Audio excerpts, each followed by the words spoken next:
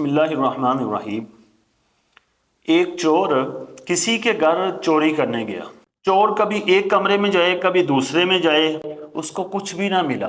کچھ ہو تو ملے، اس گھر میں تھا ہی کچھ نہیں۔ ہاں، ایک پانی کا لوٹا بھرا ہوا تھا۔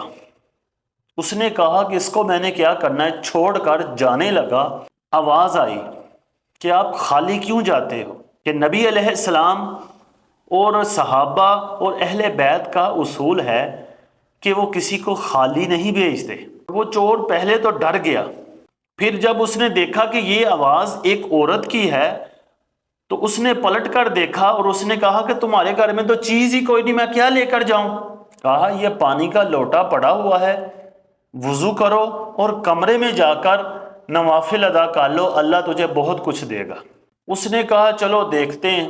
اس نے وضو کیا اور کمرے میں جا کر نوافل ادا کرنے شروع کر دیا۔ تہجد کا ٹائم تھا، اس نے نوافل ادا کرنے شروع کیے، پیچھے سے اس عورت نے دعا کرنی شروع کر دی، اے اللہ میرے گھر میں مال و متاع کچھ نہیں ہے، میرے پاس کچھ نہیں ہے، لیکن یہ میرے گھر میں کچھ لینے آیا ہے۔ تو اصول یہی ہے کہ جو سخیوں کے گھر میں آئے خالی نہ جائے۔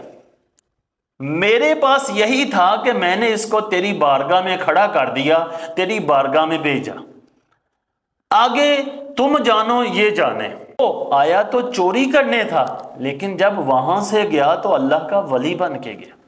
جی ہاں، وہ عورت کون تھی؟ وہ عورت حضرت رابعہ بصریہ رضی اللہ عنہا تھی۔